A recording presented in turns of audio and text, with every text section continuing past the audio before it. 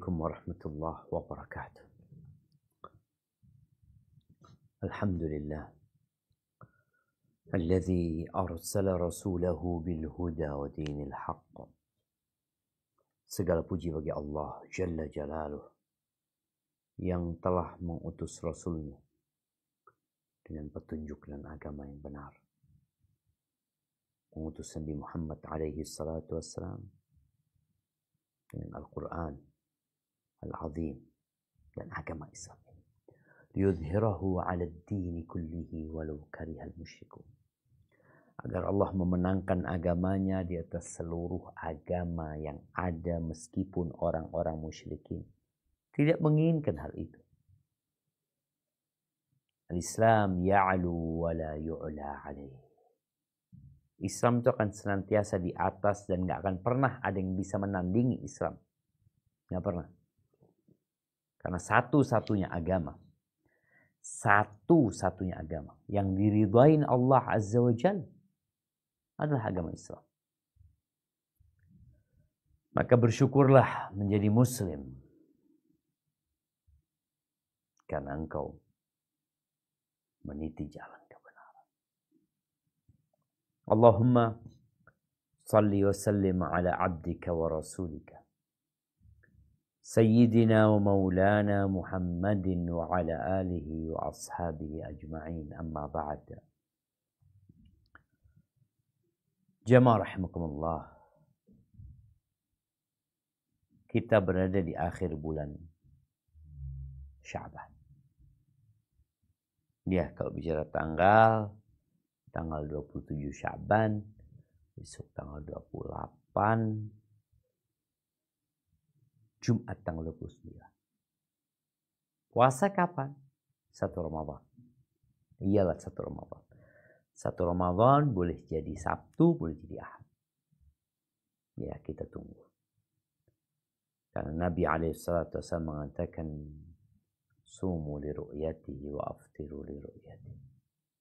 Berpuasalah tatkala kalian melihat itu rembulan dan berbukalah ketika melihat rembulan. Wassawm yawma yasumun nas wal fitru yawma yuftirun. Dan puasa itu adalah bulan yang orang-orang pada puasa. Dan Idul Fitri adalah hari di saat orang-orang semua udah berbuka. Kita berdoa memohon kepada Allah agar Allah menyampaikan kita ke bulan Ramadan. Perang Badar terjadi di bulan Ramadan dan perang Uhud yang sedang kita bahas terjadi di bulan Syawal. Kita di bulan Sya'ban, Ramadan, Syawal. Ya, perkiraannya terjadi di hari Sabtu tanggal 15 Syawal. Waalaikumsalam warahmatullahi wabarakatuh. Tanggal 15 Syawal. Subhanallah. Tatkala peperangan itu terjadi, kita tahu bagaimana Rasulullah Sallallahu Alaihi Wasallam membagi pasukannya. Sebagian diletakkan di Jabal Ainain. Ada 50 pemanah. Sisanya ya sudah berhadapan dengan orang-orang musyrik. Bagaimana peristiwa peperangan itu terjadi? Kalau kita hadir, entah bagaimana kondisi kita. Karena memang kondisinya sangat menegangkan. 700 melawan 3.000. Dengan persenjataan yang lengkap. Dengan bara semangat untuk membalas dendam yang sudah 1 tahun mereka pendam. Ya, kita akan baca bagaimana peperangan itu terjadi. Di titik mana saja terjadi peperangan yang begitu dahsyatnya. Dan siapa yang menang. Barakallahu fiik. Nah, tafadhal dibaca.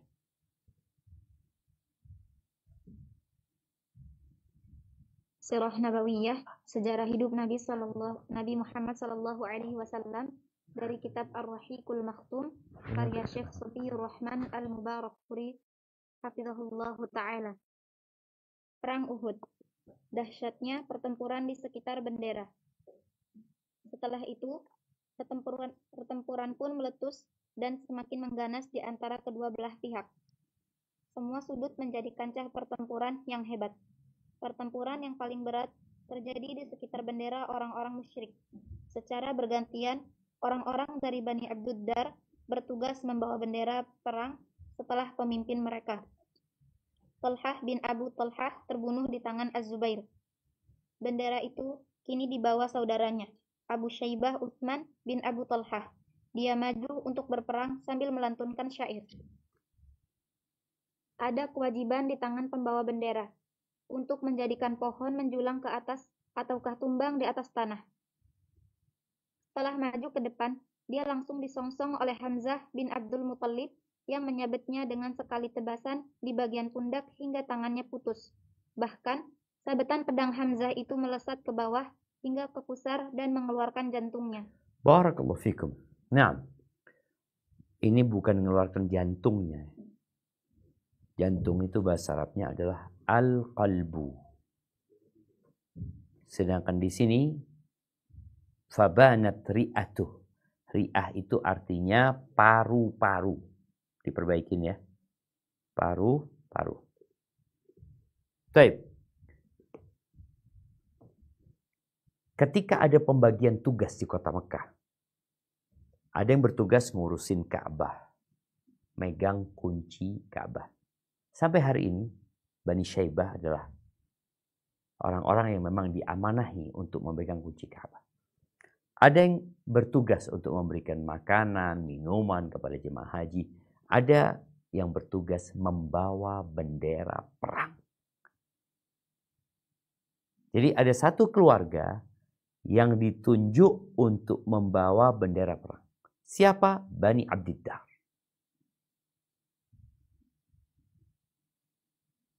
Sebelum perang Uhud, Abu Sufyan sudah datang menjumpai pemimpin Bani Abdiddar, Talha bin Abi Talha. Dikatakan, ingat ketika perang Badar, gara-gara kalian lah kita kalah.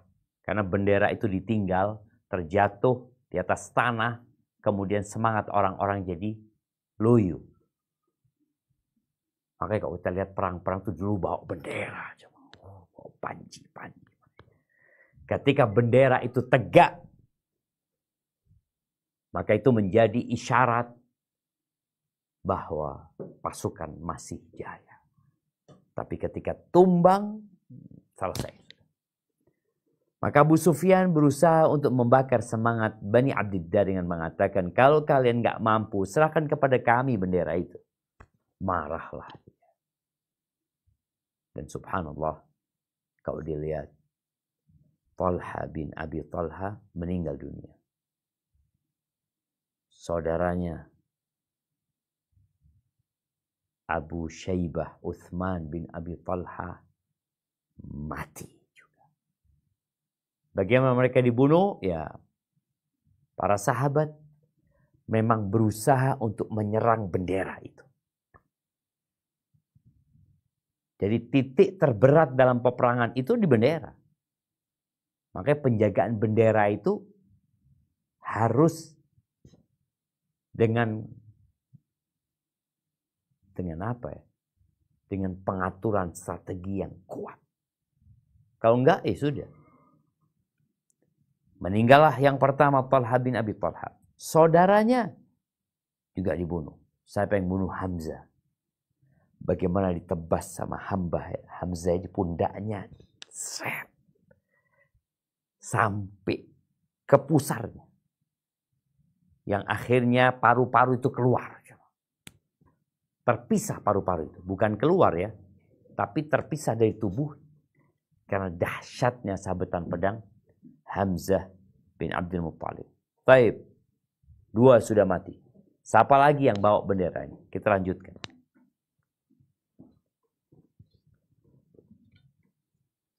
Nah.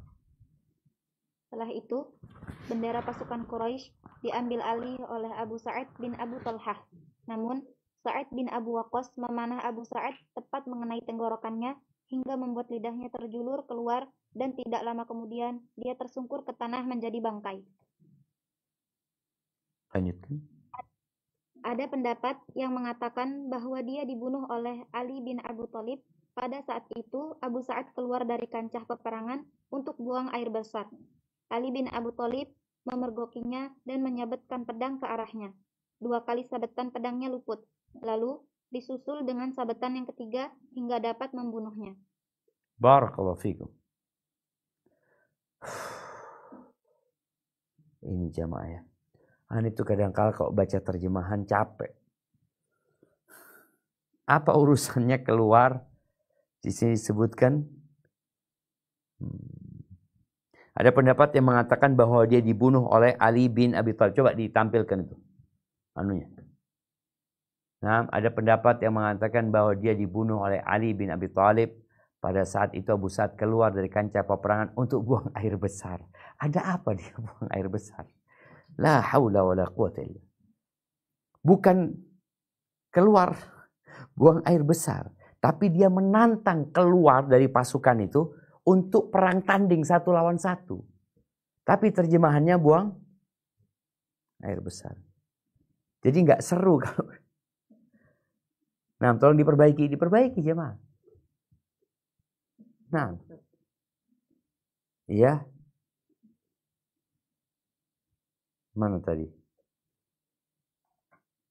Waqila bal kharaja Abu Sa'ad yad'u ila al-bizar.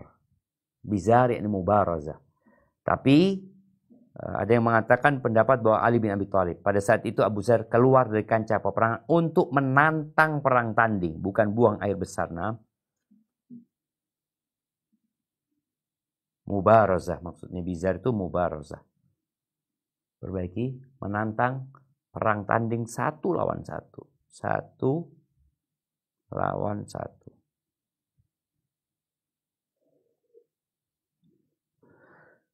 Nah, ini orang yang ketiga. Abu Sa'ad bin Abu Talha.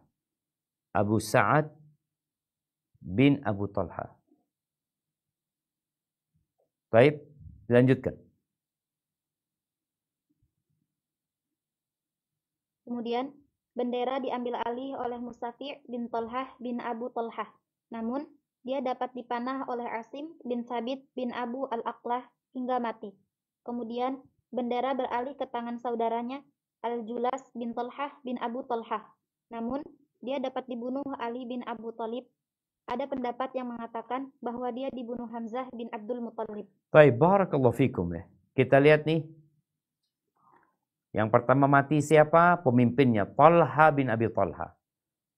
Kemudian Utsman bin Abi Talha. Abu Syaibah ya. Utsman bin Abu Talha. Kemudian yang ketiga adalah Sa'ad, Abu Sa'ad bin Abi Talha. Yang keempat adalah Musafi' bin Talha. Kemudian yang kelima Julas bin Talha bin Abi Talha. Allahu Akbar. 5 sudah mati. Dari yang megang bendera. Artinya ketika bendera itu jatuh. Kemudian ada yang mengangkat. Langsung mata para sahabat menuju ke dia. Ada yang ditebas oleh pedang. Ada yang dipanah. Pokoknya bendera ini tempat yang paling sial buat orang-orang musyrikin. Artinya mereka sudah sampai nanti terakhir ditinggal itu bendera. Baik, lanjutkan. Oh, ana salah. Bukan. Nah, coba lanjutkan. Kemudian bendera beralih ke tangan Syuraih bin Qais dan akhirnya dia dapat dibunuh. Tunggu sebentar. Ini ada terjemahan yang tidak diterjemahkan. Yang pertama, yang mati siapa? Talha bin Abi Talha. Kemudian saudaranya Abu Syaibah, Utsman bin Abi Talha. Kemudian yang ketiga Abu Sa'ad bin Abi Talha. Kemudian yang keempat siapa? Musafi bin Talha bin Abi Talha. Tapi yang kelima, Julas bin Talha. Julas bin Talha. Karena di terjemahannya ada nggak terjemahkan bahasa Arabnya? Haula sittatu nafarin min baiti wahid. Mereka 6 orang dari satu rumah. Ini kan nggak terjemahkan bahasa Indonesia. Kok 6 ya? Ada yang kelewat? Coba anak akan lihat.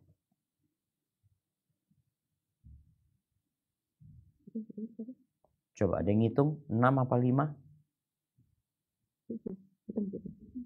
Yang ini yang baru mau dibaca surah ini. Apa yang baru mau dibaca itu Ustaz? Enggak, Kemudian, setelah itu beda keluarga sudah. oh, Yang selanjutnya ini siapa? Arta'ah bin Syurahbil itu beda keluarga. Taib ala kulli hal.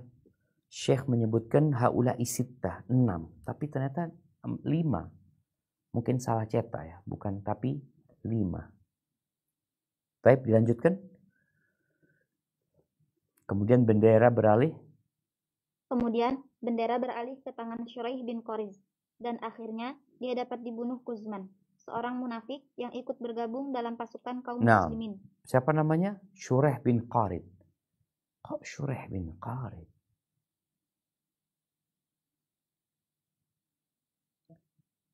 Bukan. Ya, apa terjemahannya ini? Ya, ana bacakan ya. Thumma hamalahu min bani Abdiddar Arta'ah bin Syurahbil. Jadi sebelum Syuraih ini benar. Ada Arta'ah bin Syurahbil. Kemudian bendera beralih ke tangan Arta'ah. Namanya, tulis Arta'ah bin Syurahbil.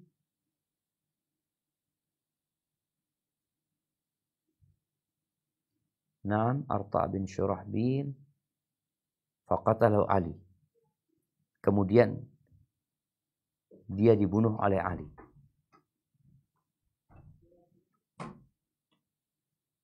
Iya, boleh jadi ini yang ke-6 jemaah.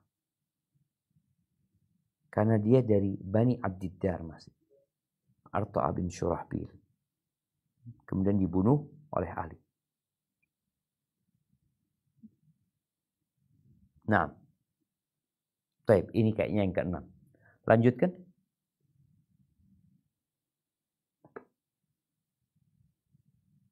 Bukan karena hendak membela Islam, tetapi karena sifat kejantanannya. Baik, setelah itu ya tadi ya. Kemudian bendera beralih ke tangan Arta'ah bin Syurahbil. Kemudian dia dibunuh oleh Ali bin Abi Thalib. Dan ada yang mengatakan Hamzah. Kemudian dibawa oleh Syuraih bin Qarid. Nah, Syuraih bin Qarid. Silahkan, lanjutkan.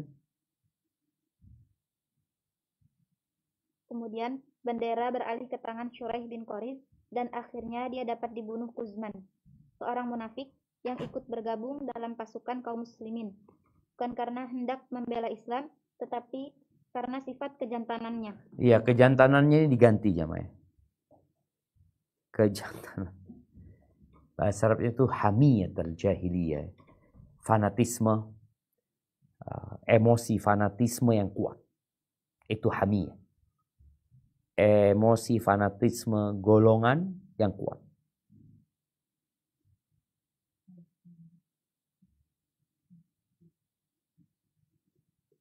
Siap, lanjutkan. Kemudian bendera beralih ke tangan Abu Zaid Amr bin Abdumanaf al-Abdari, yang akhirnya dia dapat dibunuh Kuzman pula. Kemudian bendera beralih ke tangan seorang anak Syurahbil bin Hashim al-Abdari, yang akhirnya dia juga dibunuh oleh Kuzman. Nah, jamaah rahimakumullah. Kuzman, dia orang munafik.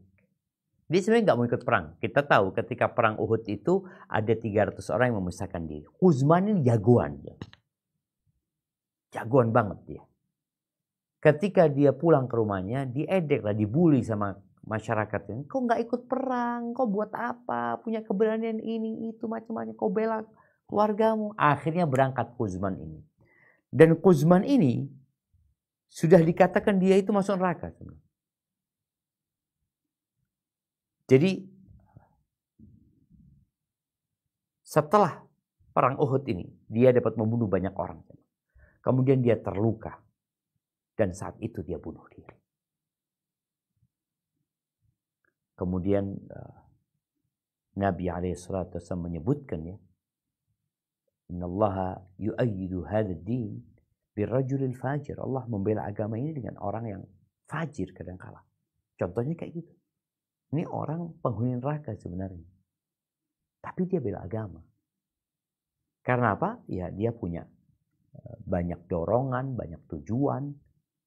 Tapi yang jelas boleh jadi Allah membela agama ini dengan orang-orang yang sebenarnya tujuannya pribadi, personal tujuannya, bukan untuk Allah Azza wa Jalla. Baik, dilanjutkan. Jadi sudah ada 10 orang dari Bani Abduddar yang bergantian membawa bendera dan semuanya mati terbunuh. Baik, coba sebutkan 10. Benar 10? Kita lihat, coba ditampilkan ya. Kita hitung, yang tadi kan 5. Tadi 5, ditambah Arta' bin Syurahbil jadi 6. Ditambah Syureh bin Qarid jadi 7. Kemudian ditambah Abu Zaid, Amr bin Abdul Manaf, Al-Abdali jadi 8. Kemudian ditambah anaknya Syurahbil bin Hashim Al-Abdali jadi berapa? 1-nya mana?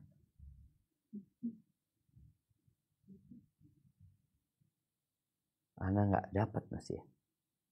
Nanti dilihat lagi lah. Tapi beliau menyebutkan 10. Nah, coba dilanjutkan dibaca yang 10 ini, 1-nya nanti yang dapat menemukan kasih hadiah nanti. Tafadhal.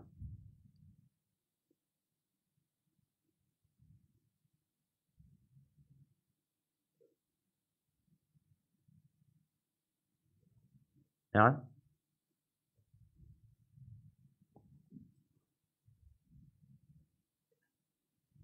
Tafadhal, dilanjutkan. Setelah itu, tak ada lagi yang membawa bendera. Tiba-tiba muncul seorang budak milik mereka yang berasal dari Habasyah maju untuk membawa bendera. Namanya Su'ad.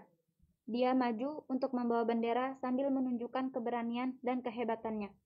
Lebih hebat dari sekedar gambaran seorang budak, dan bahkan lebih hebat dari para pembawa bendera sebelumnya. Dia terus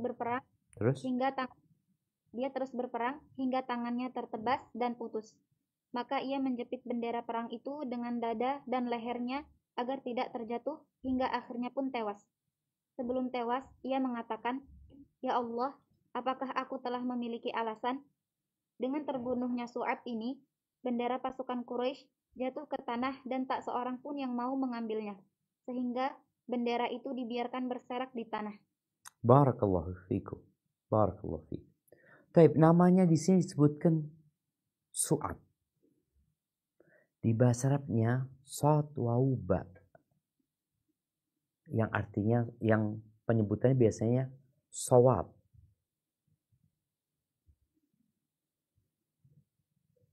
Nah, coba, anak ingin memastikan namanya.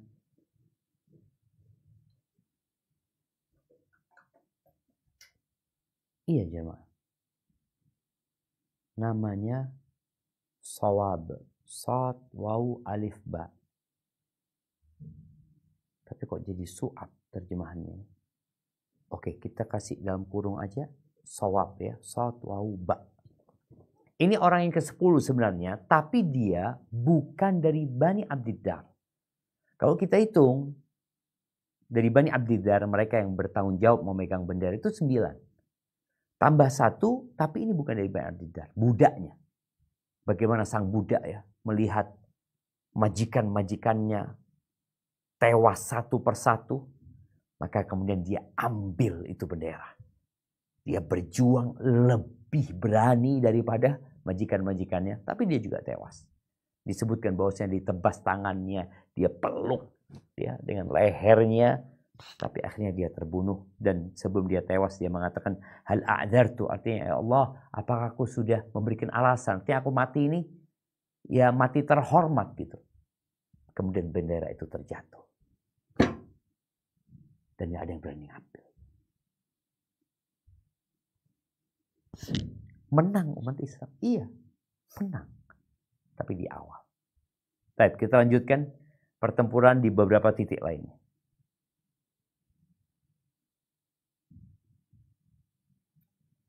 Pertempuran di beberapa titik lain. Pertempuran semakin lama semakin panas, dan yang paling berat berkisar di sekitar bendera orang-orang musyrik. Pertempuran berkecamuk di setiap kancah peperangan. Keimanan telah menguasai barisan kaum muslimin. Mereka menyerbu ke tengah pasukan musyrikin, layaknya air bah yang menjebol tembok bendungan. Sambil berkata, matilah, matilah. Beginilah seruan mereka pada waktu perang Uhud. Barakallahu fikum ya. Ini ada ucapan matilah, matilah ya. Bahasa Arabnya itu amit, amit. Bahasa Indonesia kan ada amit, amit kan.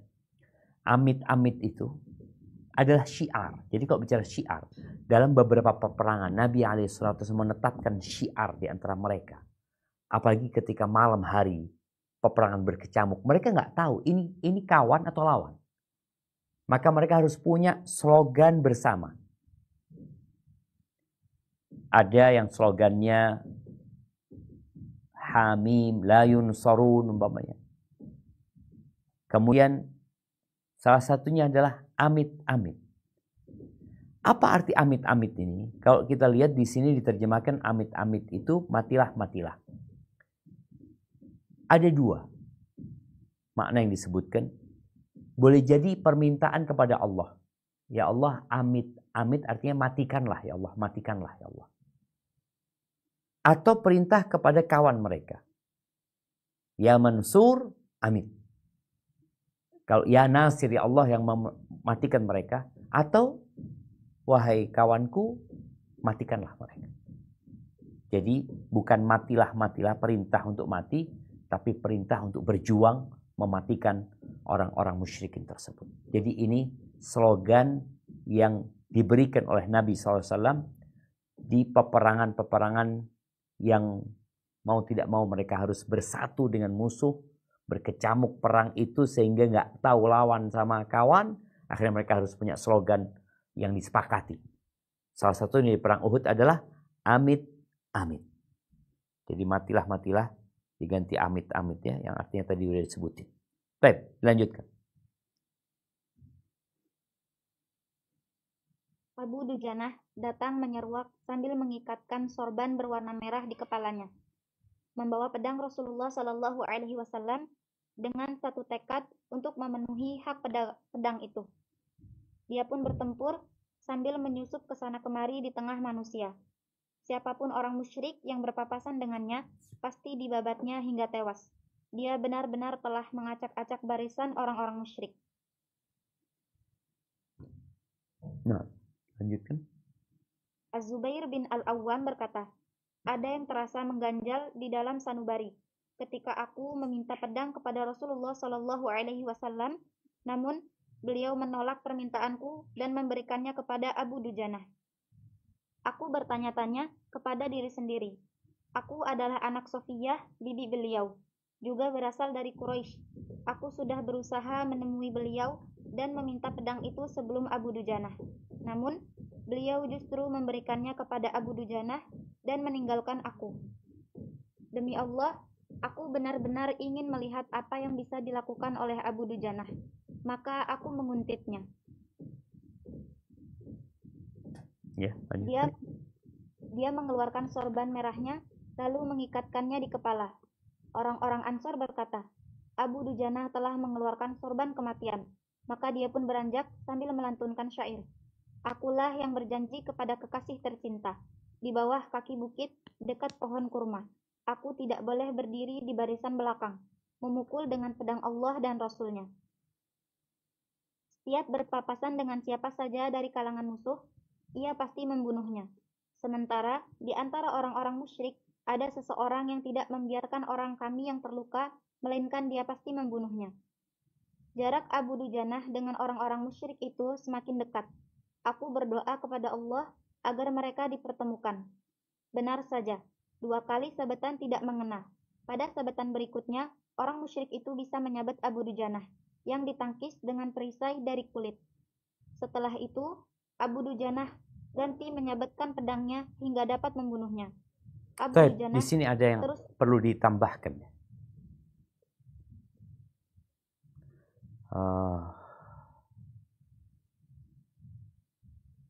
Ditangkis dengan perisai dari kulit. Fa'addathu. Akhirnya pedang itu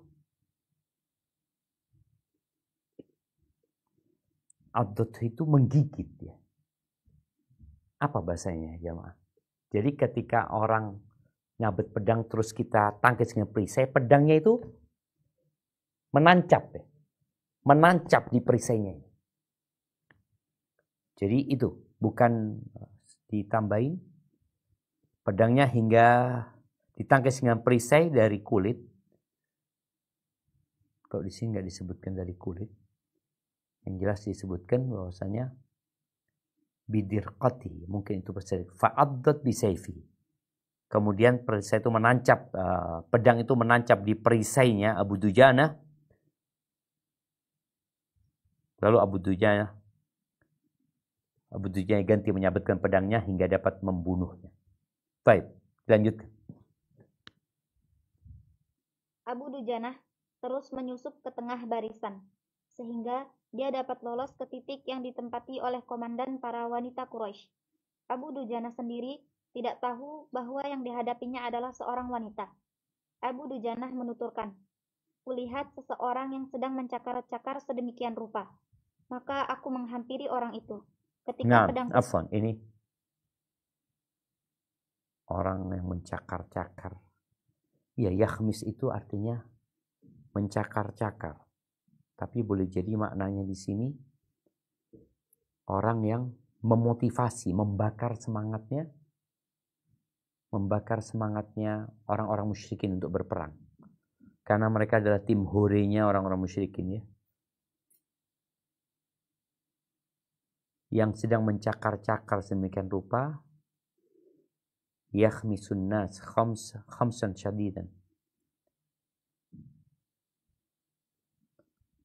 Nah, coba dilanjutkan, baca dulu.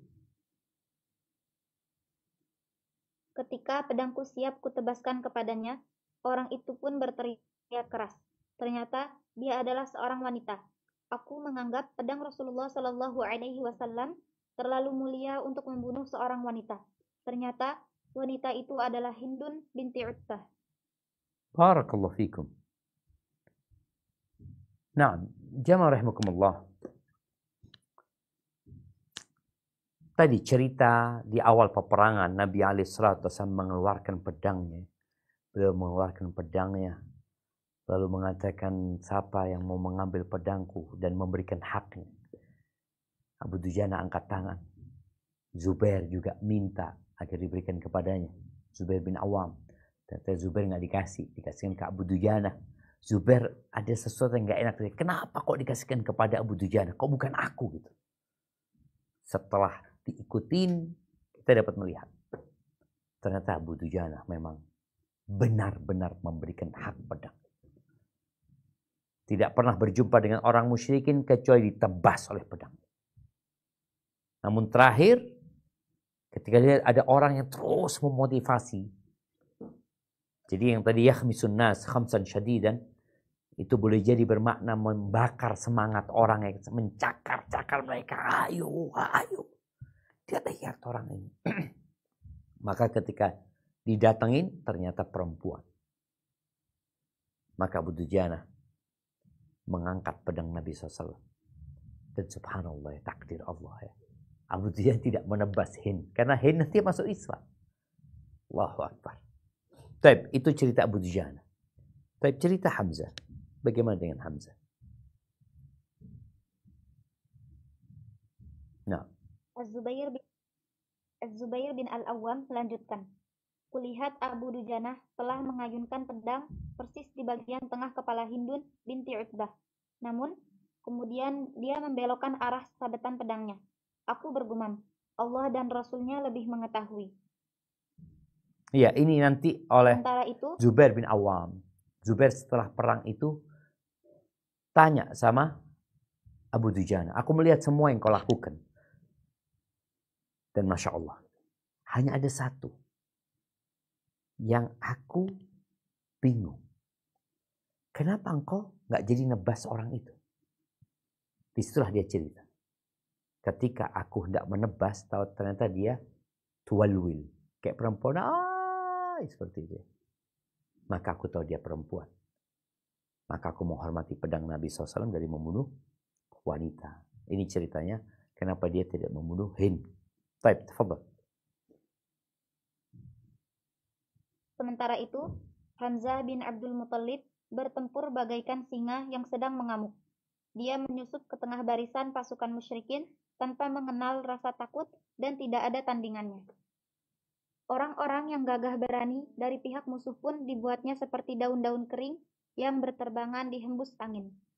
Lebih khusus lagi, andilnya yang nyata dalam menghabisi para pembawa bendera musuh. Dia terus menerjang dan mengejar tokoh-tokoh musuh, hingga akhirnya dia terbunuh di barisan paling depan. Bukan terbunuh seperti dalam adu tanding semata, tetapi dia terbunuh layaknya orang baik-baik yang terbunuh di tengah kegelapan malam. Barakallahu fikum. Nah,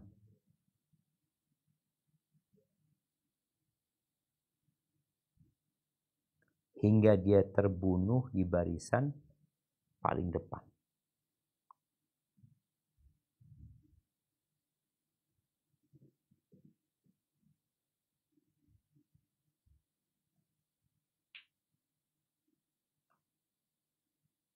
Nah, ini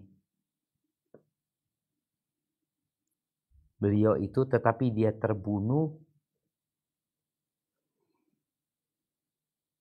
Wainama kama yuqtalul kiram fi halqiz zalam. Beliau terbunuh layaknya orang baik yang terbunuh di tengah kegelapan malam. Irtial itu artinya dibunuh dengan kondisi orang itu tidak tahu dibunuh. Apa bahasanya? Jadi ada orang sedang duduk tahu-tahu dibunuh gitu. Di irtial. Irtial itu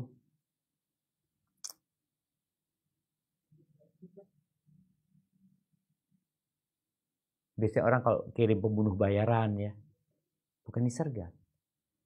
Dibunuh dalam kondisi nggak sadar gitu. Hah? Enggak. Irtial.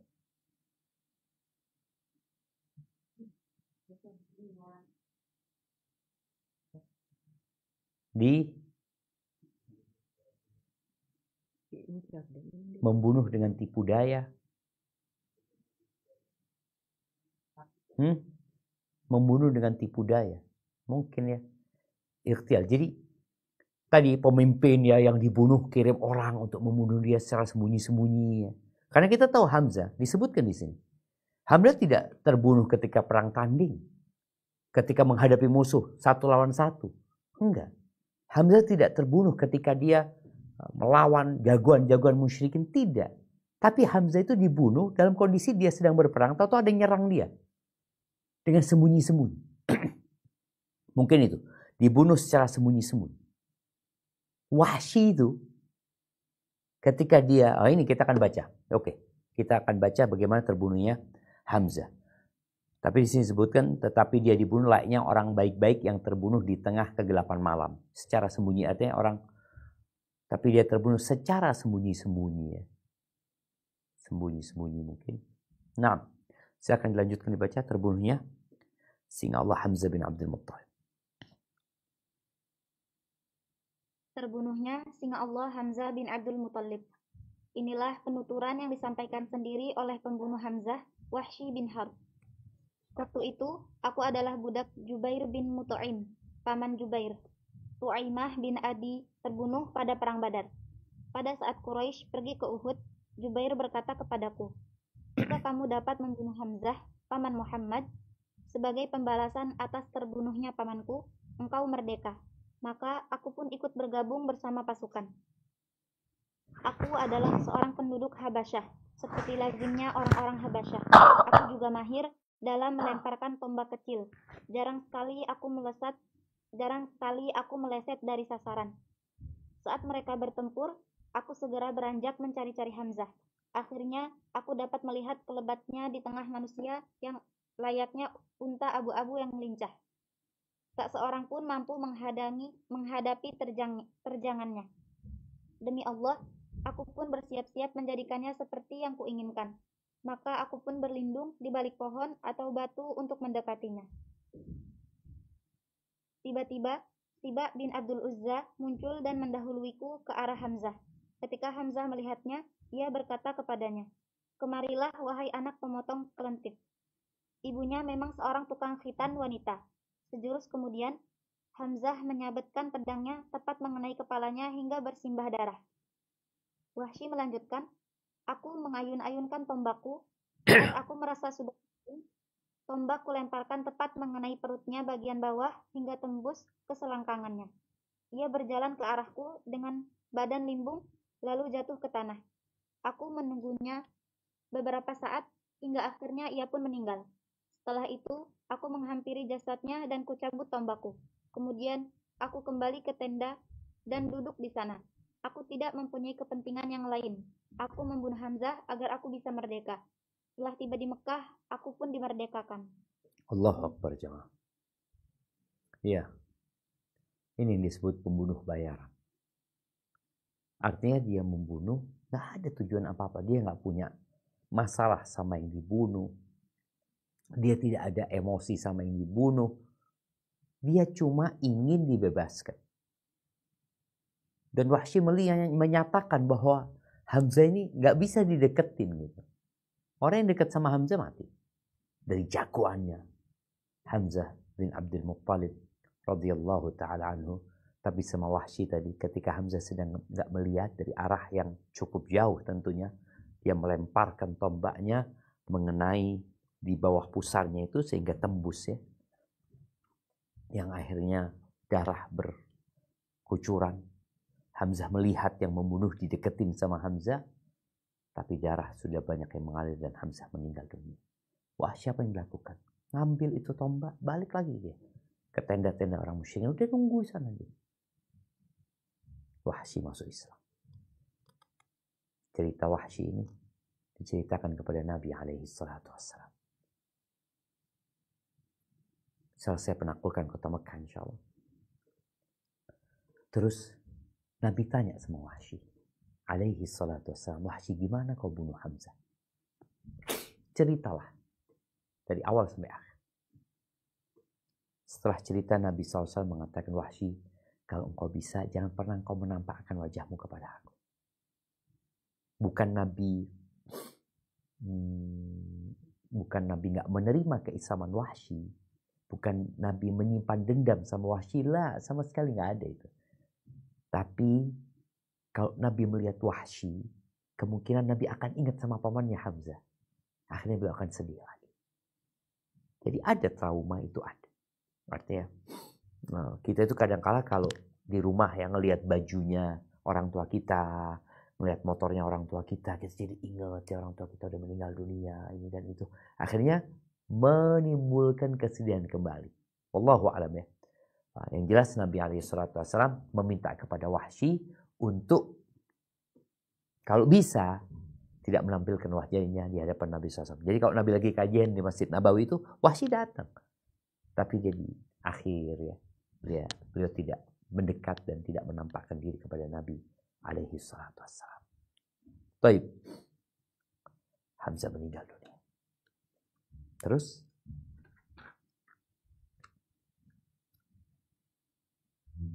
menguasai keadaan. Meskipun pasukan kaum muslimin mengalami kerugian besar dengan terbunuhnya singa Allah dan singa Rasulnya, Hamzah bin Abdul Muttalib, mereka tetap mampu menguasai seluruh keadaan.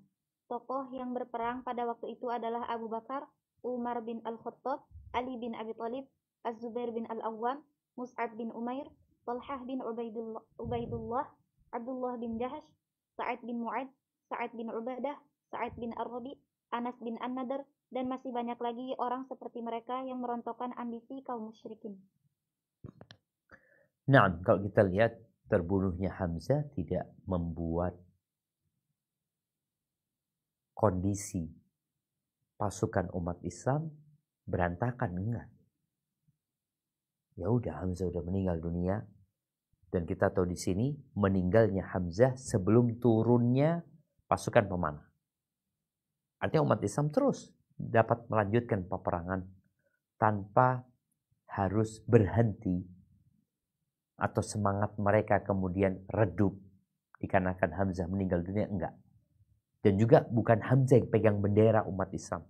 Mus'ab bin Umair yang memegang bendera kaum Muhajirin. Nah, baik, lanjutkan. Dari pelukan istri langsung mengambil pedang dan perisai. Di antara pahlawan perang yang bertempur tanpa mengenal rasa takut adalah Hanzalah bin Abu Amir. Ayahnya adalah seorang tabib yang disebut si fasik, seperti yang telah kami sebutkan sebelumnya.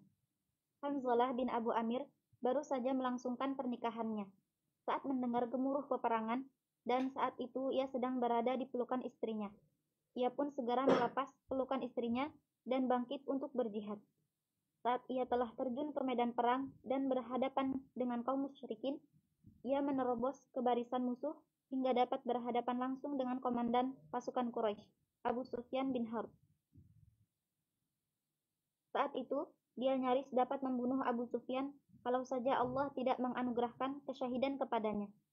Ia menyerang Abu Sufyan dan ketika telah berhasil membekuk tubuhnya dan bersiap membunuhnya.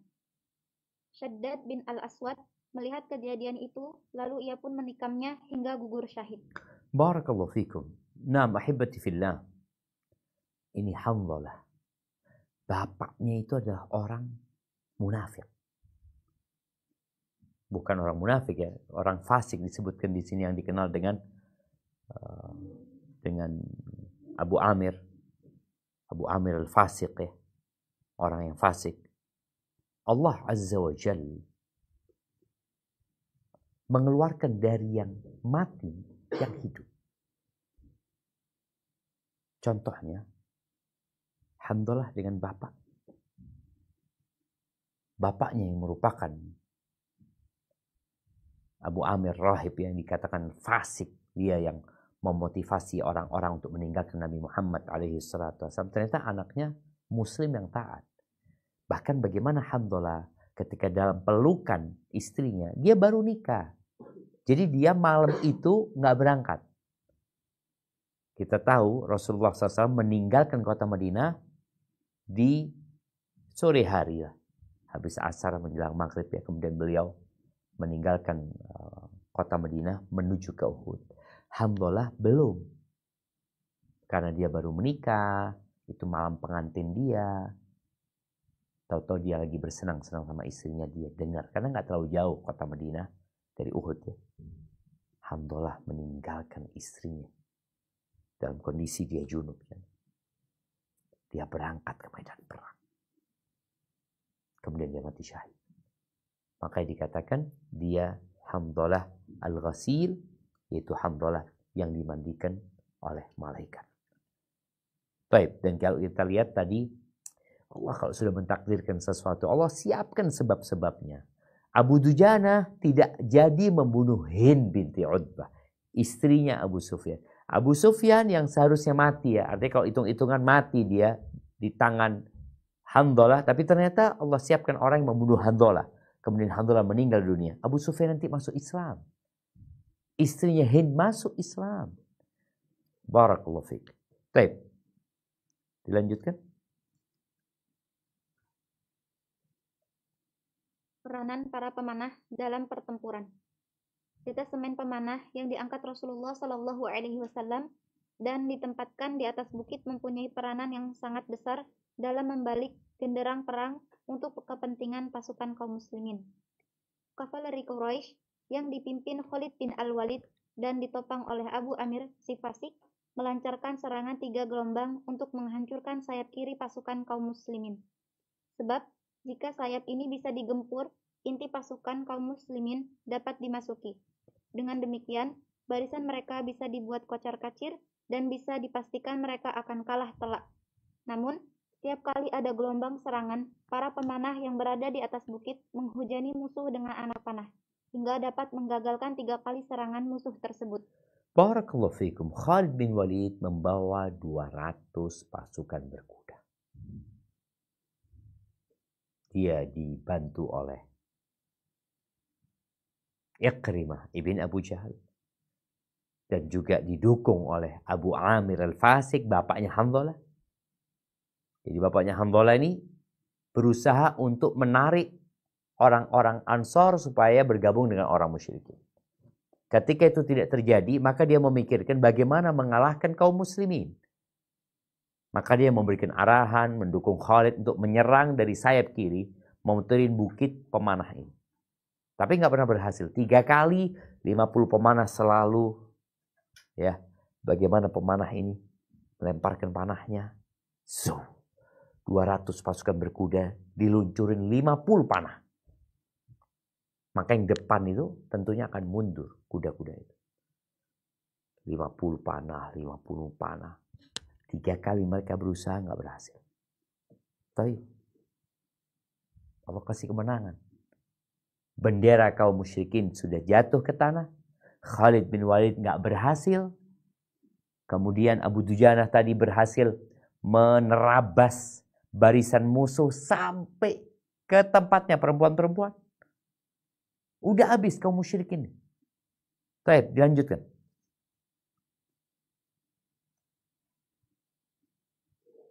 Kalahan pasukan musyrikin. Roda pertempuran terus berputar dan pasukan kaum muslimin yang kecil justru dapat menguasai seluruh keadaan, sehingga sempat menyurutkan ambisi para dedengkot kaum musyrikin dan membuat barisan mereka berlari menghindar ke kanan, ke kiri, ke depan, dan belakang. 3.000 prajurit musyrikin seolah-olah harus berhadapan dengan 30.000 prajurit muslim. Keberanian dan keyakinan pasukan kaum muslimin terlihat jelas. Barakallahu fikum. 3.000 nih jamaah. Bersama mereka ada 200 pasukan berkuda. Ditambah lagi ada 600 orang yang pakai baju besi. Mereka kocar-kacir menghadapi 700 orang. Seakan-akan yang dihadapi 30.000 orang. In tansurullah yansurkum wa yuthabbit aqdamakum. Kalau kalian menolong Allah, Allah akan menolong kalian. Dan Allah akan bikin kalian berani, tegar, kokoh telapak kaki kalian.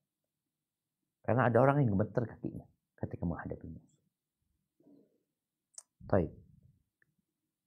Lanjutkan.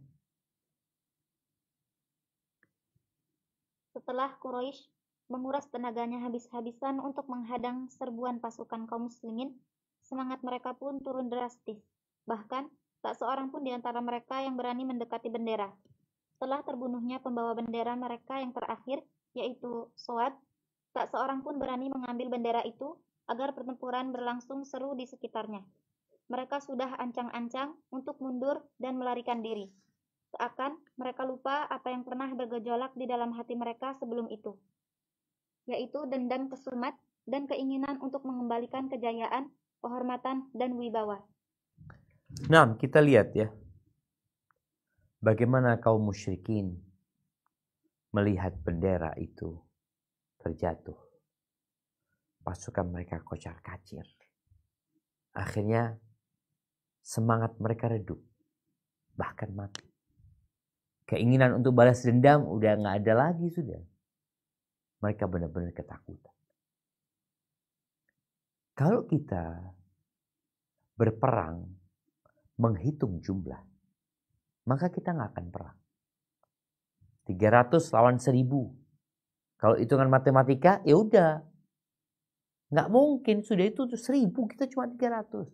Ini 700 lawan 3000. Tapi ketika seorang yang mengatakan la ilaha illallah, berjihad di jalan Allah. Iya, dia berjihad dengan strategi, Tapi tetap hatinya bergantung kepada Allah. Tanpa bantuan Allah, sebanyak apapun jumlah mereka, hanya akan membuat kerepotan dan kekalahan. Baik, lanjutkan.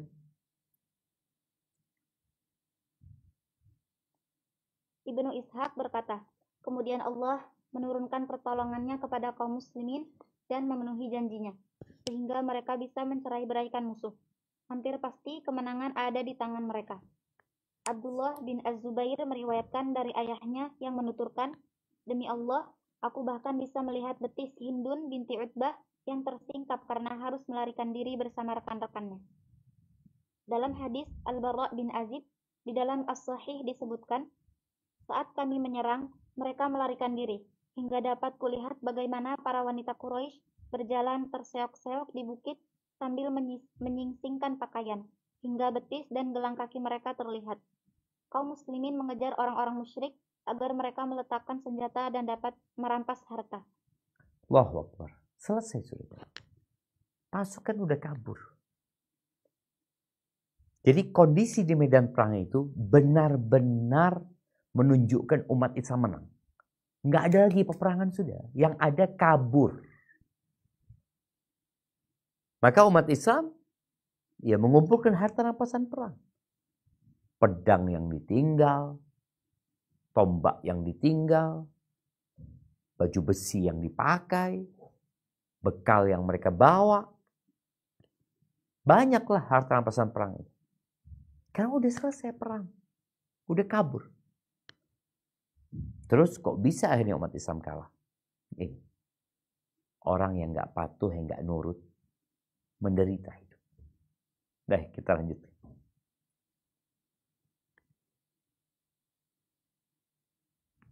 Kesalahan fatal para pemanah.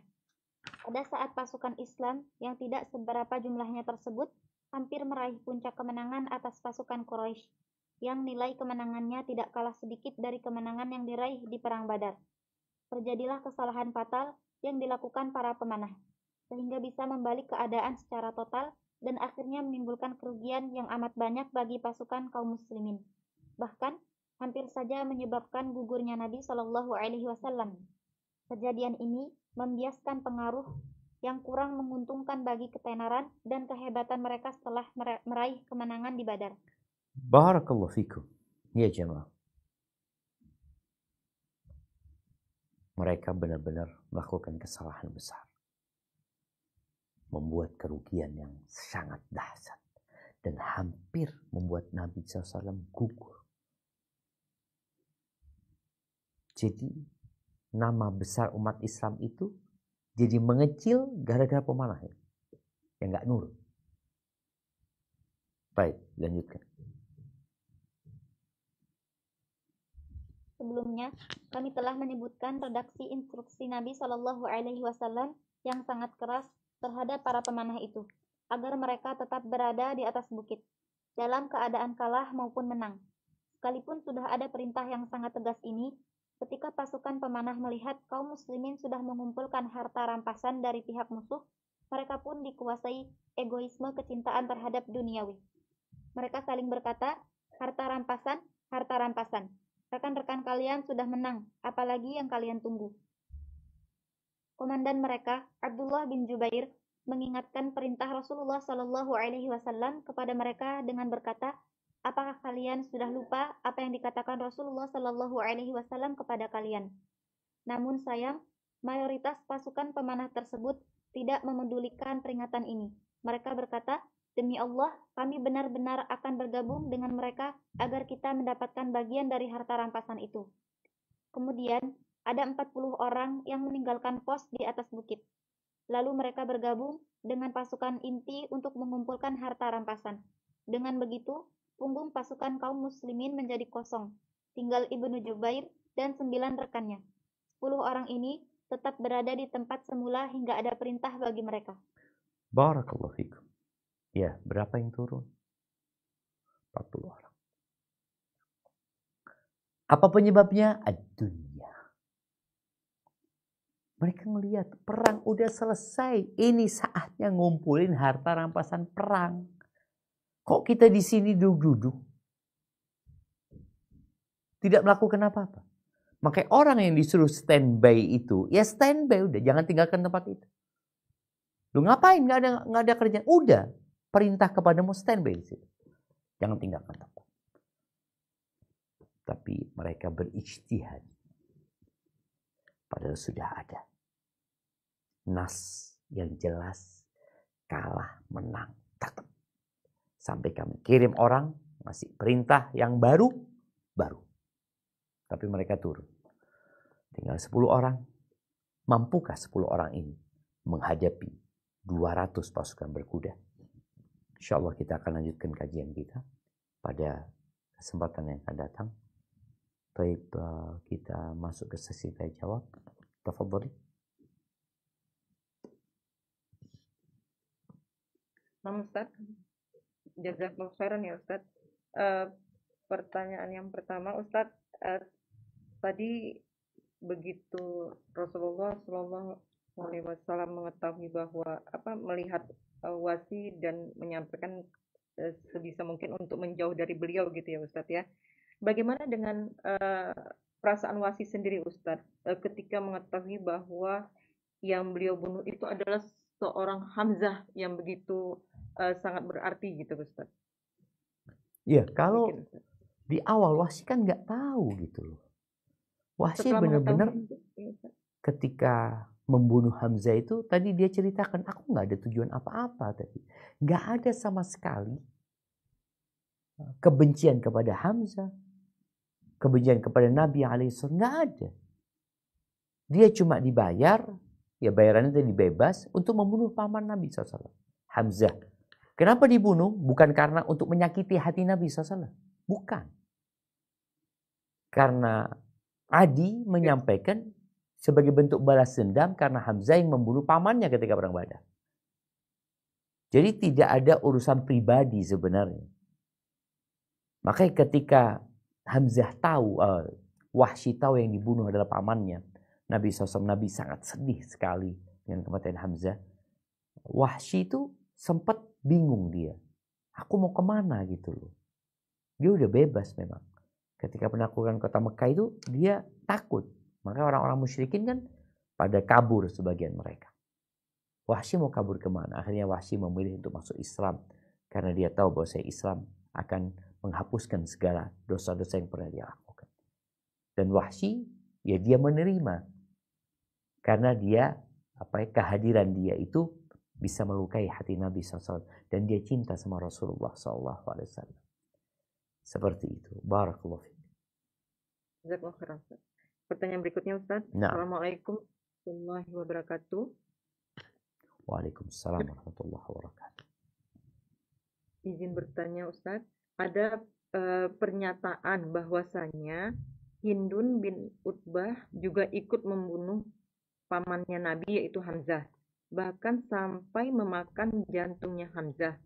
Apakah ada riwayat yang sahih mengenai hal ini Ustaz? Demikian Ustaz. Jazakumullah khairan Ustaz. Barakallahu fikum. Nah, ahibati fillah, ceritanya belum selesai. Jadi memang ini kan kita masih belum bercerita bagaimana kondisi kaum muslimin setelah turunnya para pemanah. Cerita tadi Hamzah cuma terbunuh, selesai. Wahsy pergi, posisinya kan yang kita ceritakan kaum musyrik ini masih lari ya, masih kabur.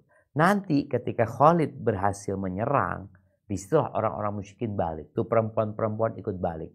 Tapi Hind tidak ikut membunuh Hamzah, enggak. Yang bunuh Hamzah ya Wahsy. Tapi dia membelah perutnya Hamzah, ya, memotong hidung, telinganya, kemudian mengambil jantungnya. Nah, itu terjadi. Nanti kita akan ceritakan hal itu insyaallah.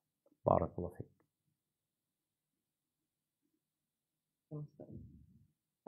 Ada pertanyaan di luar tema, boleh dibacakan ya Ustaz? Tafadhal.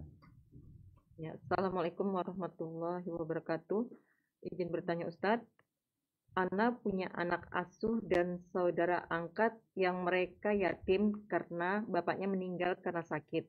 Jadi mereka bertahan hidup dan berjualan tisu di tempat-tempat makan di pinggir jalan. Ana kasihan dan Ana biayai.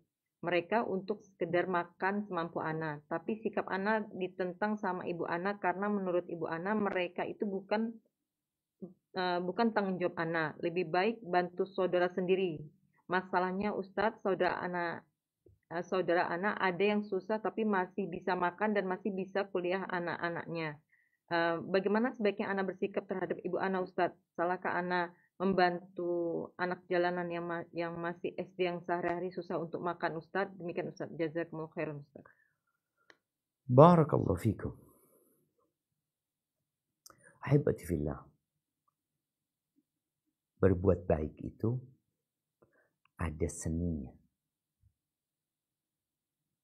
Dan amal kebajikan itu bertingkat-tingkat derajatnya. Yas'alunaka madza yunfiqun. Allah mengatakan qul ma anfaqtum min khairin falilwalidaini wal aqrabina wal yatama sampai selesai. Mereka tanya kepada siapa mereka berinfak. Orang tua, kerabat, anak yatim dan kemudian orang miskin ya. Maka kalau bicara engkau membantu mereka dan engkau punya keluarga yang perlu dibantu. Kalau betul ada keluargamu yang perlu dibantu, maka bantulah keluargamu lebih dahulu. Kenapa? Kalau orang itu anak jalanan, mungkin ada banyak orang yang melihatnya. Ada banyak orang yang siap membantu. Tapi keluargamu, engkau punya tanggung jawab gitu loh. Punya kewajiban memperhatikan keluarga kita, rahim kita. Apa sikap yang perlu diambil sekarang? Kalau dikatakan, enggak Ustaz. Alhamdulillah, keluarga ana, ya nggak ada yang susah sampai nggak bisa makan. Tapi mereka susah nggak bisa makan. Benarkah mereka susah nggak bisa makan? Ada orang-orang yang menjadikan itu profesi dan pekerjaan. Ada kejadian teman, ada ustadz nih. Dia lewat satu jalan, ada bapak-bapak yang sedang mungut beras yang berceceran di jalan.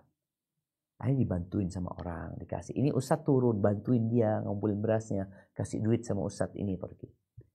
Berapa hari kemudian lewat lagi ustadz sana itu. Sama lagi ketemu orang ini. Yang sedang mengumpulkan beras. Dan ada orang lagi yang ketipu sama dia. Akhirnya orang ini juga bantu ngumpulin berasnya dia, ngasih duit ya seperti itu. Maka perlu diperhatikan. Ada orang-orang di jalanan yang memang betul-betul membutuhkan. Ada yang mereka adalah profesi dan pekerjaan. Ketika mereka betul-betul, silahkan dibantu. Tapi dibantu kok bisa dicarikan pekerjaan nantinya atau apa, bukan cuma dikasih duit. Hadza wallahu a'lam bissawab. Nah. Ustaz, pertanyaan berikutnya. Assalamualaikum warahmatullahi wabarakatuh, Ustaz. Waalaikumsalam warahmatullahi wabarakatuh. Ustaz, apa penyebab Hamzah bin Abdul Muthalib memiliki julukan singa Allah, Ustaz? Singa Allah dan Rasulnya, Ustaz. Demikian, Ustaz. Jazakumullah khairan. Barakallahu fiik. Naam ahibati fillah. Ana udah lupa ya. Kalau mungkin ada sebab khusus ya. Tapi Hamzah itu kan masuk Islamnya di Mekah. Bagaimana dia masuk Islam yang awalnya belum Islam sebenarnya? Gara-gara dapat laporan Abu Jahal itu membuli Nabi SAW, memaki Nabi SAW. Maka Hamzah datang ya. Dengan panahnya kemudian dia memukulkan panah itu ke wajahnya Abu Jahal. Sambil mengatakan, atasubbuhu wa ana ala dini. Berani-beraninya engkau memaki dia. Padahal aku di atas agama. Jadi boleh jadi keberanian Hamzah ya. Ketika di Mekah, bagaimana dia bela Nabi SAW ketika perang Badar juga. Akhirnya dia mendapatkan gelar Asad. Asadullah ya. Cuma ana mungkin lupa ana membaca sebab khusus.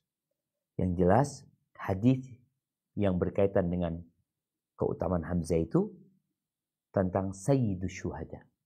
Hamzah itu adalah komandannya atau penghulunya para syuhada. Itu Hamzah bin Abdul Muthalib. Tapi kalau penamaan khusus Asadullah itu Anda nggak tahu. Hadza wallahu a'lam bissawab. Ustaz, jazakallahu khairan.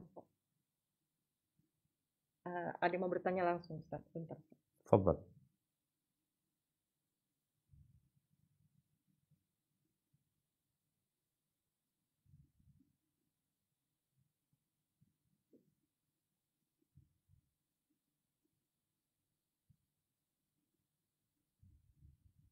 Assalamualaikum Ustaz. Waalaikumsalam warahmatullahi wabarakatuh. Ustaz izin bertanya, tadi disebutkan di sini Hanzalah bin Abu Amir, beliau syahid ya Ustaz. Sama Hanzalah yang di kisahnya dengan Abu Bakar yang beliau merasa orang munafik itu, apakah Hanzalah yang ini atau berbeda orang Ustaz? Barakallahu fiik. Berbeda orang. Jadi Hanzalah ini, Hanzalah bin Abi Amir, kalau itu ana lupa, tapi yang jelas berbeda. Bukan Hanzalah yang meninggal ketika perang Uhud. Bukan Hanzalah yang sama.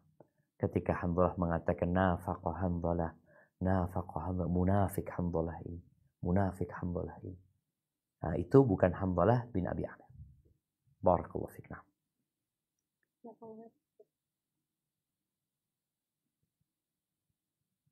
Ada yang mau bertanya langsung juga, Ustaz? Tafadhal. Assalamualaikum Ustaz. Waalaikumsalam warahmatullahi wabarakatuh. Seperti biasa anak akan bertanya 2 pertanyaan Ustaz. Yang pertama, dari keluarga suku Abdidan ya Ustaz ya tadi ya. Nah, Itu apakah itu masih ada tersisa Ustaz sampai yang pada terakhir budaknya yang harus terjun untuk memegang benderanya Ustaz. Pertanyaan kedua mengenai akhir dari apabila kita sudah mendengar suara azan. Itu ternyata katanya bukan azan yang kedua yang dikumandangkan oleh Ummu Maktum, tapi melainkan azan yang dilakukan oleh Bilal. Itu gimana Ustaz penjelasannya? Gimana? Yang kedua? Bukan azan dari Bilal, tapi bukan azan dari Ummu Maktum, tapi melainkan azan dari Bilal saat kita bersahur, yang kita masih saat mendengar azan, tapi kita masih makan gitu Ustaz. Nah. Kita masih bisa lanjutkan untuk sahurnya Ustaz. Syukran Ustaz. Barakallahu fiik. Iya, berkaitan dengan pertanyaan yang pertama. Banu Abdiddar. Apakah masih ada di keturunan mereka? Ya ada lah. Mereka punya anak-anak di kota Mekah ya, yang masih kecil ya. Kemudian ada yang masuk Islam dari Bani Abdiddar. Siapa? Utsman bin Talha bin Abi Talha. Utsman bin Talha bin Abi Talha. Dia adalah orang yang mendampingi Ummu Salamah hijrah dari kota Mekah ke kota Madinah. Nah, ada pun berkaitan dengan di bulan Ramadan. Di masa Nabi SAW, azan itu 2 kali. Azannya Bilal sama azannya Ibn Ummi Maktum. Ibn Ummi Maktum ini nggak azan kecuali dikatakan asbah. Udah subuh gitu. Baru azan. Kalau dikatakan tadi azan yang mana yang kita masih boleh makan dan minum, azan yang pertama. Kalau nggak salah hadisnya inna bilalan yu'adzinu bil-lail. Tunggu ana pastikan. Nah, iya hadisnya itu inna bilalan yu'adzinu bil-lail. Bilal itu azannya malam, bukan waktu subuh. Inna bilalan yu'adzinu bil-lailin fakulu washrabu. Kata Nabi SAW, kalian makan, minumlah hatta tasma'u adana Ibn Ummi Maktum. Sampai dengar adanya Ibn Ummi Maktum. Jadi kebalik. Kalau tadi dikatakan Bilal itu yang subuh, Ibn Ummi Maktum malam. Enggak. Bilal itu yang di malam hari, waktu subuh ya. Dia yang azannya bukan untuk menunjukkan masuk waktu sholat subuh, tapi untuk mengingatkan subuh sudah dekat. Agar orang-orang bangun untuk sahur, agar yang sholat juga mungkin mempersiapkan diri untuk sahur ketika dia memang mau puasa, yang tidur bangun, yang belum sholat witir dia bisa sholat witir umpamanya, seperti itu. Jadi intinya adzan yang pertama yang masih boleh makan dan minum itu adzan yang belum masuk waktu fajar. Karena kalau sudah masuk waktu fajar, Allah mengatakan fakulu washrabu hatta yatabayyana lakumul khaytul abyadu minal khaytil aswadi minal fajr. Maka jemaah, yang benar orang itu boleh makan dan minum selama fajar belum terbit. Kalau fajar sudah terbit, walaupun belum adzan, maka nggak boleh makan dan minum. Kalau fajar sudah terbit, walaupun belum adzan, maka nggak boleh makan dan minum. Kalau fajar belum terbit, walaupun sudah adzan, tetap boleh makan dan minum. Karena mulai puasa itu, akhir waktu diperbolehkan makan dan minum adalah terbitnya fajar. Jadi kalau muadzin di rumah kita ini adzannya sebelum fajar, ya udah kita makan minum. Kalau muadzin di tempat ini telat adzannya, maka jangan berhenti dengan adzan dia. Kenapa? Fajar udah terbit. Itu kalau kita tahu ya. Kalau kita tahu, sekarang kita punya jam. Tapi kalau orang nggak tahu, dia lihat, oh masih belum kayaknya adzan. Gelap gulita, antum makan, oh menikmatin, tahu-tahu qomat. Ini beda lagi. Tapi barakallahu fik. Nah, Ustaz, jazakumullah khairan, Ustaz. Ana baca pertanyaan berikutnya, Ustaz. Nah. Assalamualaikum warahmatullahi wabarakatuh. Waalaikumsalam warahmatullahi wabarakatuh. Ustaz, maaf sebelumnya saya ibu Fulanah ingin konsultasi jika diinginkan. Apa nanti tidak sebutkan namanya ya Ustadz ya? Ya. Tapi Ana sebutkan permintaan beliau. Maaf sebelumnya, Ana ingin konsultasi jika diizinkan permasalahan Ana dengan putri Ana berumur 25 tahun. Putri Ana mengatakan bahwa dia sudah pindah agama Kristen dan sudah dibaptis. Ana menduga perpindahan agama anak-anak karena seorang laki-laki nonis. Beberapa waktu yang lalu, anak-anak dekat dengan seorang laki-laki nonis, tapi Ana tidak merestuinya. Tapi anak-anak berkata bahwa sebatas teman dan dia karena dia sudah dewasa 25 tahun. Jadi menentukan hidupnya tanpa campur tangan saya ibunya. Hati saya hancur sakit sekali Ustadz. Anak-anak lebih memilih laki-laki tersebut daripada mendengar nasihat Ana. Dan sekarang anak-anak sudah pergi dari rumah Ana. Ana memohon agar anak-anak tersebut istighfar minta ampun, tapi anak-anak tetap pergi. Apa yang harus Ana lakukan Ustadz? Karena Ana tidak sanggup untuk mengatakan bahwa ini ke orang tua Ana yang hari-harinya ayah Ana imam masjid di kampung Ustadz.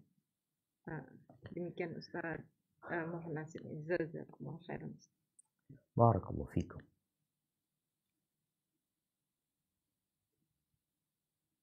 Kira-kira ya 15 tahun yang lalu. Ketika Ana menulis disertasi tentang peran lembaga Islam dalam membendung kristenisasi atau pemurtadan di Indonesia. Ana banyak bercerita waktu itu. Sama cerita modelnya seperti yang disebutkan tadi. Bagaimana nonis ini memacari muslimah. Dideketin. Ada yang anaknya imam masjid. Ya, ada. Cerita itu ada. Dideketin. Akhirnya ya pacaran, kemudian menikah. Tapi pindah agama. Ada kejadian yang dia nggak boleh sama bapaknya, kemudian anak itu bunuh diri. Macam-macam lah ceritanya. Apa yang kita dengar baru saja. Ini menunjukkan bahayanya berkawan, berteman dengan orang yang tidak baik. Tidak main-main. Sampai keluar agama. Kenapa Nabi SAW mengatakan, La tusahib illa mu'minan. Jangan bersahabat kecuali dengan orang yang beriman. 1446 tahun yang lalu, Nabi sudah mengatakan hal itu. La tusahib illa mu'minan. Wa la ya'kul ta'amaka illa taqi. Dan jangan mengkonsumsi makanmu kecuali orang yang bertakwa. Kalau enggak seperti itu. Akhirnya dia pindah agama, mungkin nikah sama dia. Dan banyak cerita seperti itu. Semoga Allah menyelamatkan kita. Menyelamatkan keluarga kita dari kesyirikan. Nabi Ibrahim takut sama kesyirikan. Takut Nabi Ibrahim. Dan seharusnya kita lebih takut. Apa yang harus dilakukan oleh ibu? Mau tidak mau. Yang harus engkau lakukan memberi istighfar, mohon ampun kepada Allah SWT. Boleh jadi mungkin selama ini kita yang abai dengan anak-anak kita. Boleh jadi kita sudah maksimal. Tapi tetap kita memohon ampun kepada Allah. Kemudian yang kedua, perlu menjalin hubungan dekat sama anak. Karena kadang-kala anak tuh lebih nyaman ngomong sama orang lain daripada ngomong sama orang tuanya. Ngomong sama temannya yang nonis tadi, lebih nyaman daripada ngomong sama orang tuanya. Maka orang tua perlu menjalin hubungan baik sama anaknya. Dengarkan ketika anaknya cerita, ya. Ceritanya panjang pun dengarkan, ya. Baru kita kasih masukan nantinya. Yang ketiga, doa buat anaknya. Yang keempat, yang kau harus ngobrol sama orang tua. Sampaikan kepada orang tua. Mungkin orang tua yang tadi dikatakan imam masjid, mungkin dia punya cara tersendiri untuk mendakwai untuk anak-anak. Orang ketika menikah, atau sebelum menikah, kemudian menikah. Ketika sebelum menikah, dia melihat pasangannya ini orang baik, katanya. Bahkan mungkin dia merasa lebih baik daripada muslim, ini dan itu. Sambil berjalannya waktu, kita yang punya rumah tangga tahu di rumah tangga akan ada masalah. Nggak ada yang sempurna. Maka ditungguin tuh anak. Jangan ditinggal. Pernah dulu ada teman sama adiknya kalau nggak salah, murtad, nikah sama nonis, kemudian bercerai. Anak ngomong, jangan ditinggal nih. Ini orang habis cerai balik lagi ke agama. Karena terus terang nggak ada agama di muka bumi ini yang bisa diterima secara fitrah, logika manusia, kecuali Islam. Nggak ada yang bisa diterima. Makanya agama-agama itu, kalau kita mengkajinya, kita kan kok bisa ya patung disembah, kok bisa batu disembah, kok bisa kayu disembah, kok bisa sapi disembah, kok bisa. Tapi tadi, ketika Allah tutup pintu hidayah, batu dijadikan Tuhan. Na'udzubillah min dzalik. Mungkin itu yang bisa dilakukan oleh ibu.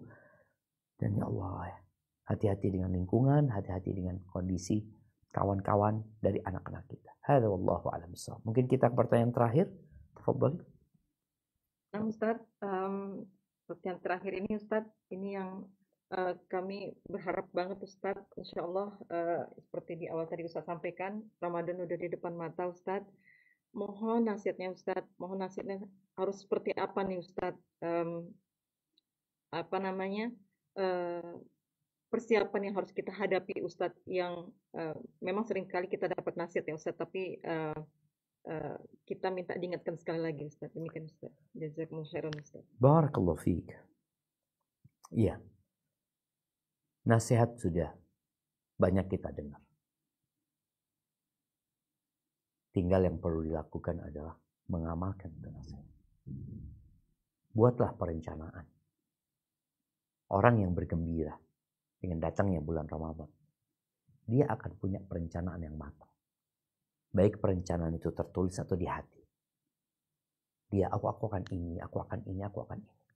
Tapi kalau kau bisa tulislah. Apalagi para santriwati ya, tulislah. Ramadan ini aku mau ngapain? Apa amalan-amalan di bulan Ramadan? Ditulis. Mana yang aku mau ambil bagian? memberikan buka orang puasa. Aku ambil bagian nih. Banyak-banyak berdoa. Oh, aku akan siapkan buku doa. Baca Quran. Aku akan hatamkan berapa kali sama artinya umpamanya. Kemudian apalagi umroh. Aku mau umroh. 10 hari terakhir aku mau ini, aku mau ini, aku ini. Pokoknya niat-niat baik itu hendaklah engkau pasang sekarang. Sehingga apabila waktunya ternyata tidak pernah sampai kepadamu. Artinya sebagian orang Ramadan gak pernah hadir. Karena dia harus meninggal dunia. Tapi niat-niat baik dia sudah dicatat. Dan lakukan selalu evaluasi dan saling mengingatkan. Di antara keluarga dengan harapan Ramadan ini menjadi lebih baik ya. Ingat, syaqiyun abdun. Menderita seorang hamba yang hadir di bulan Ramadan. Kemudian keluar Ramadan, dosanya tidak diampuni. Ini bulan yang sangat agung sekali. Seakan-akan orang yang lewat Ramadan bersih dosanya. Maka jangan sampai engkau melewatin Ramadan, dosa-dosa masih tersisa. Hadza wallahu a'lam bishawab. Sampai berjumpa kembali, semoga senantiasa dalam lindungan ilahi. Subhanakallahumma wa bihamdika asyhadu an la ilaha illa anta astaghfiruka wa atubu ilaik.